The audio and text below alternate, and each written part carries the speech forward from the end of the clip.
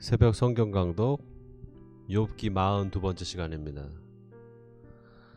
오늘은 이제 드디어 욥기 마지막 장을 보게 되는데요.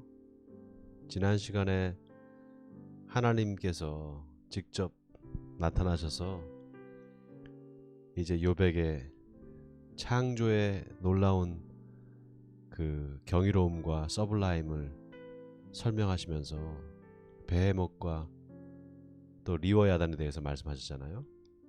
그 리워야단이 악어를 지칭하는데 사실은 그 악어 자체가 아니라 뭔가 그 신화 속에 나오는 그런 동물을 표상한다 그랬잖아요.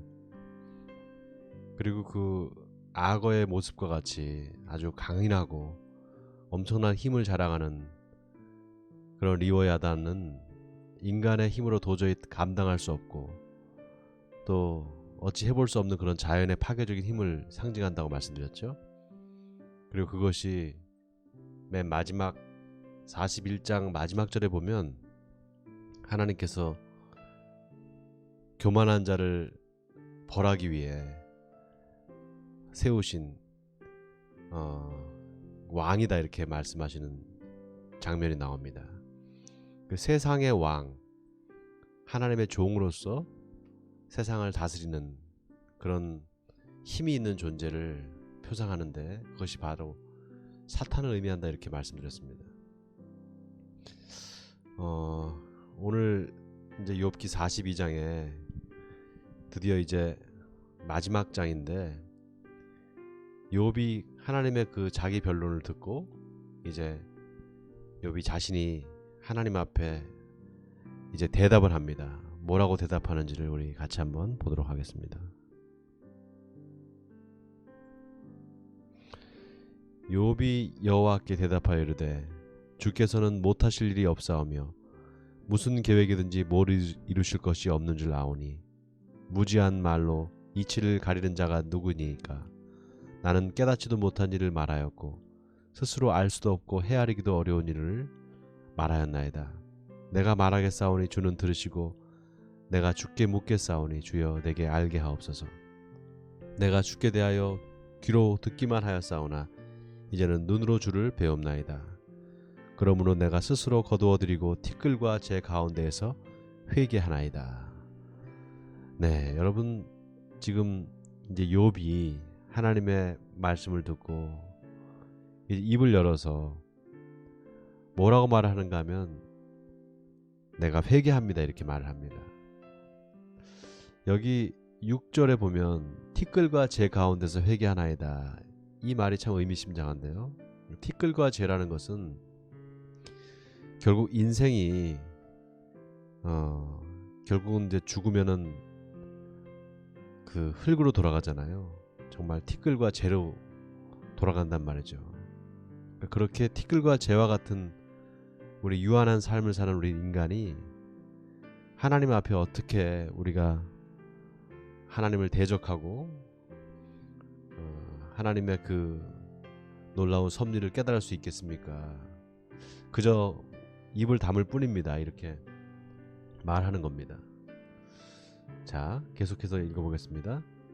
여호와께서 욥에게 이 말씀을 하신 후에 여호와께서 대만 사람 엘리바스에게 이르시되 내가 너와 내 두 친구에게 노하나니 이는 너희가 나를 가리켜 말한 것이 내 종 욥의 말같이 옳지 못함이니라. 그런즉 너희는 수소 7과 순양 7을 가지고 내 종 욥에게 가서 너희를 위하여 번제를 드리라. 내 종 욥이 너희를 위하여 기도할 것인즉 내가 그를 기쁘게 받으리니 너희가 우매한 만큼 너희에게 갚지 아니하리라.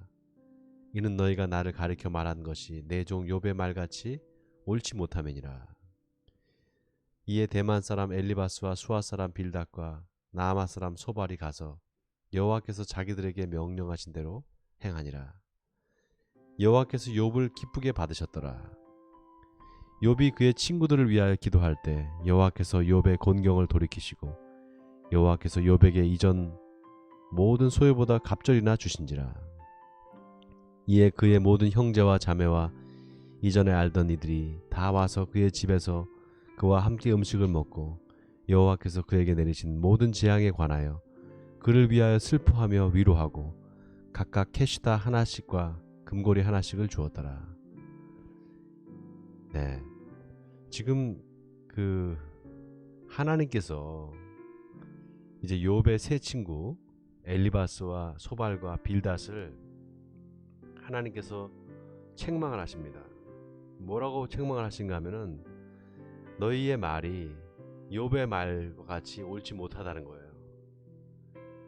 그러면서 숫소 7과 순양 7을 가지고 가서 욥에게 너희를 위해서 번제를 드리러 달라고 이렇게 부탁을 하는 겁니다. 그때 욥이 너희들을 위해서 기도할 때 내가 너희들을 용서해 주겠다, 이제 이렇게 말씀하시는 거예요. 자, 이 욥의 세 친구 엘리바스와 빌닷과 소발이 하나님이 보시기에는 지금 욥과 같은 그런 지혜가 없는 겁니다. 한 가지 재밌는 게 욥의 세 친구 말고 또 한 사람이 있었잖아요. 바로 엘리후라는 친구가 있었잖아요. 그런데 여기에서 엘리후에 대한 이야기는 나오잖아요. 욥의 세 친구 그저 엘리바스와 빌닷과 소발만 나옵니다. 오늘 그 속장 교육을 하면서 어떤 권사님께서 이 질문을 하셨어요. 왜 엘리후는 나오지 않느냐고.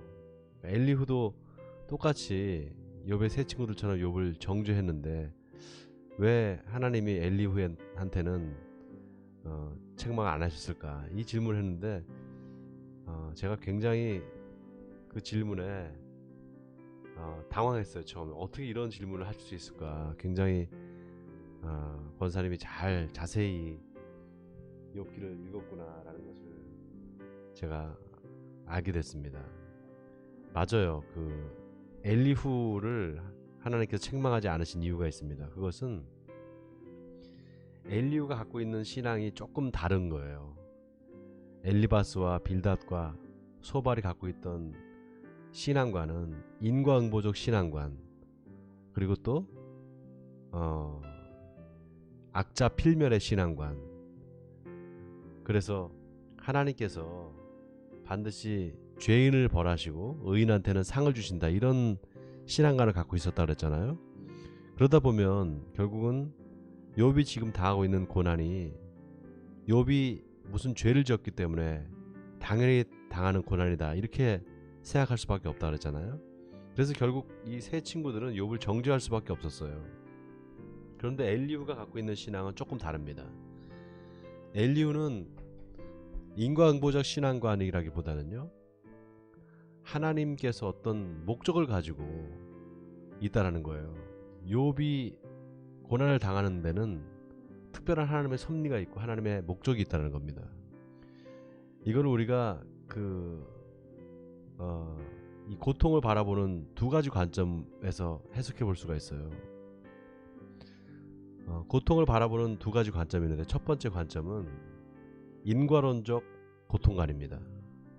두 번째 관점은 목적론적 고통관이에요. 첫 번째 인과론적 고통관이라는 건 뭐냐 하면, 지금 현실에 당하고 있는 어떤 고통이, 고난의 문제가 그 사람의 어떤 죄 때문이라는 거죠. 그러니까 원인과 결과 구도로 지금 고난을 당하고 있는 것은 그 원인이 죄를 지었기 때문이라는 겁니다. 그게 인과론적 고통관이고요. 두 번째로 목적론적 고통관은 현재 당하고 있는 어떤 고난이 있으면 그 고난이 하나님의 뜻이 있고 목적이 있다는 거죠. 그래서 이걸 목적론적 고통관이라고 합니다. 욥의 세 친구 엘리바스와 빌닷과 소발 같은 경우가 인과론적 고통관이라면, 이 엘리후는 목적론적 고통관을 갖고 있는 거예요. 그러니까 조금 관점이 다르죠. 그러니까 전통적으로 우리가 그 신정론이라고 할 때, 이제 그 신정론 여러분 들어보셨죠? 하나님은 정말 정의로우신가, 하나님은 의로우신가라는 이런 물음에 하나님은 정의로우신 분이다, 이게 바로 신정론이란 말이죠. 그 신정론은 그러니까 신명기 사관에서부터 시작되는데요. 신명기 사관은 뭡니까? 축복과 저주잖아요. 하나님의 말씀에 순종하는 사람은 축복을 받고 순종하지 않고 불순종하는 사람은 저주를 받는다. 이게 바로 신명기적 사관입니다. 그리고 여기서부터 인과론적 고통관이 나오는 거예요. 자, 그런 면에서 이 욥의 세 친구들은 지금 하나님 앞에서 욥을 지금 자꾸 정죄하게 되고, 그래서 욥의 고통을 더 가중시키는 결과를 초래했단 말이죠. 그 부분에 대해서 하나님이 책망을 하시는 거예요. 하나님은 그런 분이 아니라는 거예요. 그러면은 하나님은 어떤 분인가? 저기 엘리후에 대한 이야기를 언급하지 않고 있는데, 하나님께서 이 언급하지 않고 있다는 것은 엘리후가 말했던 엘리후의 변론이 나름 이 세 친구보다 훨씬 조금 더 하나님을 잘 이해하고 있는 쪽이 아닐까, 그렇게 보는 거죠. 그도 그럴 것이, 하나님은 인간의 고통의 문제 외면하시고 그걸 무시하시는 분이 아니시라는 겁니다. 그 이유가 말이죠. 그 이유가 여기 보면 하나님께서 이제 욥에 대해서 이제 욥을 의롭다고 하시고 욥을 다시 회복시켜 주셔요. 여기 보면 10절에 보면 욥이 그의 친구들을 위하여 기도할 때 여호와께서 욥의 곤경을 돌이키시고 여호와께서 욥에게 이전 모든 소유보다 갑절이나 주신지라. 이에 그의 모든 형제와 자매와 이전에 알던 이들이 다 와서 그의 집에서 그와 함께 음식을 먹고 여호와께서 그에게 내리신 모든 재앙에 관하여 그를 위하여 슬퍼하며 위로하고 각각 캐시다 하나씩과 금고리 하나씩을 주었더라. 여호와께서 욥의 말년에 욥에게 처음보다 더 복을 주시니 그가 양 14,000과 낙차 6,000과 소 1,000결이와 암나귀 1,000을 두었고 또 아들 7과 딸 3을 두었으며 그가 첫째 딸은 여미마라 이름하였고 둘째 딸은 그시아라 이름하였고 셋째 딸은 게렛 합북이라 이름하였으니 모든 땅에서 욥의 딸들처럼 아름다운 여자가 없었더라. 그들의 아버지가 그들에게 그들의 오라베들처럼 기업을 주었더라. 그 후에 욥이 140년을 살며 아들과 손자 4대를 보았고 욥이 늙어 나이가 차서 죽었더라. 자, 욥의 이 마지막 말년이 이전보다 훨씬 더 하나님께 축복을 받았다라는 것이죠. 어쨌든 욥의 이야기는, 욥의 고난의 이야기는 결국은 해피엔딩으로 끝이 납니다. 그런데 여전히 우리 가운데 남는 의문이 있죠. 그 처음에 이제 희생되었던 자녀들이 있잖아요. 그리고 이제 아내도 그렇고, 결국은 이제 그 욥의 가정에 분명히 그 고난의 문제, 그다음 재앙이 욥에게 어떤 트라우마로 남았겠죠. 그러나 그럼에도 불구하고 이 욥의 이야기가 우리에게 주는 긍정적인 측면이 있습니다.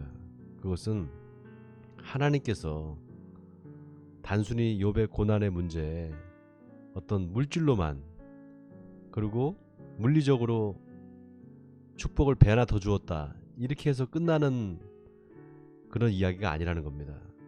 여러분, 놀랍게도 이 욥의 이야기는요, 욥의 고난의 얘기는 바로 예수님의 그 고난과 연결이 됩니다. 예수님의 고난과 욥의 고난이 같은 맥락에서 이해될 수 있다는 거예요. 그거는 바로 왜 착한 사람이 고난을 받고 왜 착한 사람에게 나쁜 일이 일어날까라는 것입니다. 그 의인이 받는 고난, 그 고난의 문제에 대해서 욥의 이야기가 갖고 있는, 욥의 이야기가 우리에게 주는 메시지가 있다는 거예요. 바로 그것은 예수 그리스도께서 그렇게 아무런 이유 없이 의인임에도 불구하고 고난을 받고 돌아가셨다는 것입니다. 십자가를 지고 돌아가셨다는 거죠. 그 십자가를 지고 죽으심으로 말미암아 우리 죄가 다 사해지고 우리의 모든 허물을 하나님께서 사해 주셨다는 사실입니다. 여기에 욥이 우리에게 주는 메시지가 있어요. 욥의 고난이 주는 그 중요한 메시지가 여기 있습니다. 그래서 많은 신학자들은 욥의 이야기의 마지막 후속편이 바로 예수 그리스도의 탄생이라는 겁니다. 예수 그리스도의 이 땅에서의 고난의 그 삶, 그리고 십자가의 죽음이라는 것이죠. 그러니까 하나님께서 친히 우리 인간의 고난의 문제를 해결하시기 위해서 직접 오신다는 거죠. 그리고 그분이 우리의 모든 고난을 인간이 되셔서 겪으시고 십자가에 죽으심으로 말미암아 우리의 모든 죄를 사해 주시고 우리를 하나님의 자녀 삼아 주셨다는 사실입니다. 그러니까 기존의 인과론적 고통관 또 목적론적 고통관을 초월해서 하나님께서 이제 우리와 함께 고난을 받으시는 그 하나님의 함께하심, 우리와 함께하시는 하나님, 바로 임마누엘의 하나님을 보여주고 있는 것이죠. 그래서 우리가 욥기의 이 마지막 클라이막스는 바로 그 욥이 당한 고난이 바로 예수님의 고난과 연결되고 있다는 사실입니다. 여러분, 우리가 이유 없이 고난을 당할 때 아무런 잘못한 것도 없는데 고난을 받을 때가 있습니다. 그 고난은 분명히 하나님의 뜻이 있습니다. 그 고난을 통해서 우리가 예수님의 고난에 참여할 수 있고 그 고난을 통해서 우리가 비로소 그 하나님의 사랑의 그 사랑의 관계 속으로 들어갈 수 있다는 것입니다. 자, 이 욥기를 마지막으로 정리하면서 원하기는 욥의 고난이 이 하나님 앞에서 그 뜻이 있었고 그 의인의 고난이 우리에게 주는 메시지가 있었다는 사실을 기억하시면서 여러분 삶 가운데 혹시 고난 받으시는 그런 분이 계시다면은 이 욥기를 읽으시면서 위로 받으시고 또 주님께서 당하신 그 고난을 생각하시면서 이 고난을 넉넉히 이겨내는 그런 믿음과 힘을 얻는 여러분 되시기를 주님의 이름으로 축원드립니다. 우리 같이 기도하겠습니다. 사랑의 하나님, 우리를 위해서 고난 받으시고 죽기 위해 인간이 되신 그 예수님을 찬양합니다. 욥이 당한 그 고난은 예수님의 고난으로 인해서 의미가 생기게 됐습니다. 바로 예수님이 당한 고난과 욥의 고난이 연결되고 있다는 사실입니다. 우리가 이유 없는 고난을 당하고 이 세상에서 잘못한 것이 없는데 고난을 당할 때 우리가 예수님을 생각하고 욥을 생각하면서 주님의 그 고난을 생각할 수 있는 우리의 믿음들이 되게 해주시옵소서. 그래서 우리의 고난을 통해서 하나님께서 어떤 분이신지를 더 분명히 깨달아 알고 하나님과 동행하는 삶을 사는 우리들이 되게 해주시옵소서. 이 모든 말씀 우리 주 예수 그리스도의 이름으로 기도하옵나이다. 아멘.